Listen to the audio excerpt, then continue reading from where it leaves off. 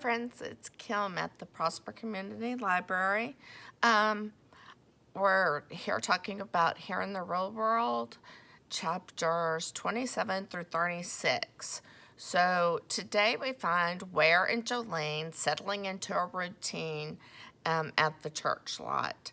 They are building the moat to help save the birds, and Jolene's garden is starting to grow and really flourish. Jolene goes every single afternoon to Miss Stavros' Greek Market, which is a grocery store, and she gives her all the rotten food. So some of that she takes in plants, and some of it she turns into compost, which is just really good stuff for the dirt and for the plants. So she won't ever let Ware go to the market with her. He's asked, and I guess she's told him no. Why do you think she leaves Ware behind? You have to think like Jolene. Why would she leave Ware behind and not let him come? So the next day, Ware and Jolene are at the church lot, and they get very upset because they see a sign at the church that says it's going up for auction. That means somebody can bid on it to buy it. And Jolene is terrified because her garden means everything to her. So later that day, Ware finds a sign from the church. It says, "Be not afraid." And he goes, "This will be perfect." And he puts it where she can see it in her garden. Well, when Jolene gets there the next day, she is furious. "What do you mean, me being afraid?" So what do you think she's upset about the sign? Why would she be so mad about that sign? Think about that. Jolene feels defeated after seeing everything, and she starts throwing her little seedling little plants, and Ware's like panicking. He says, "Don't do that," and she goes, "I will destroy my garden before I let a bulldozer do it." In this moment, Ware feels like a little bit of a change in himself. He starts thinking about being chivalrous, and those going back again to those code that knights have. Do you have a code that you live by? Do you have certain things that you say, I'm gonna always be kind to other people, or I'm gonna really make my parents proud, do the things that they ask. So is there a code that you kind of live by?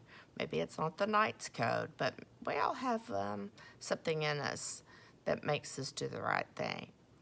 Ware discovers when he arrives home that afternoon that his grandmother, Big Deal, is coming to their town to live in a rehab hospital. That is some place where people go when they're recovering from an accident or something like that, so that they can work with them on their muscles and getting strong again. Now, his mom is just worried. She's a worrier, and she worries about stuff. But she tells Ware, "Oh, it's nothing for you to worry about." And Ware tells her, he goes, "Mom, I'm not a little kid anymore."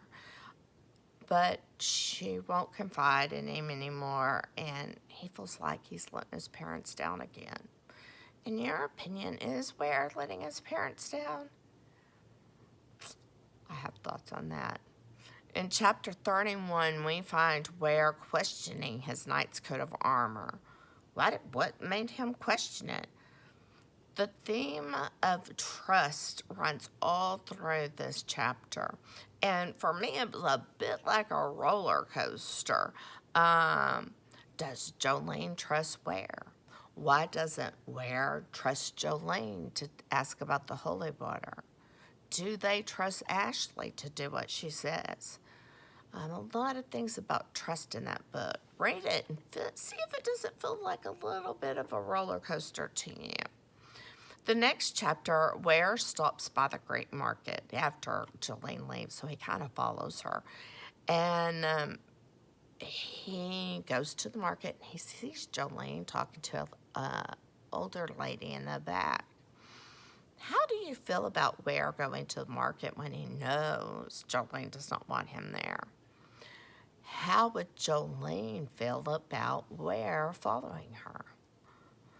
What does Jolene do while she's at the market that really surprises Ware? I want you to find out the questions to those answers to those questions. That afternoon, Ware goes back to the church lot after he's been to the market, and he's kind of up in the tree, and he spots his uncle, who doesn't live near him, but he's coming to town to help with his mom. Big deal. So Ware has been caught. He is not where he is supposed to be. Ware's uncle asking what he does all day. And in a moment's notice, Ware has a choice. Do I tell a fib or do I trust my uncle? Well, he chooses to trust his uncle and tell him about the church lot and all that they're doing. So then Uncle Si says, come on, Ware, let's go home and talk.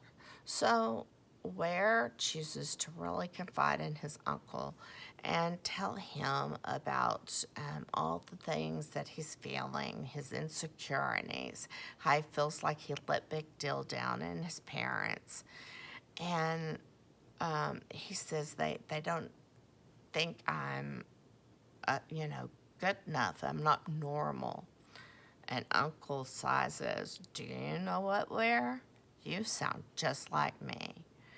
And he talks to him about artists and how artists are people who really kind of need some time to themselves to think and to create. So how do you think Ware heard this, when he heard all this from Uncle Si, how do you think he felt? Tell me 2 ways that Uncle Si and Ware are alike. There's a lot of ways, but there's a couple of ways. So think of 2 ways that they're alike. Uncle Si gives Ware something to experiment with, and it's a camera. Do you think that this might be something that will help Ware? So Ware the next day begins to experiment with the camera. And in no time at all, Ware is hooked on filming all sorts of things. Rocks, Jolene in the garden, the castle. Each time he goes home at the end of the day, he looks at what he's done and he edits it, and he becomes more and more comfortable with the camera. This is kind of called finding your special niche.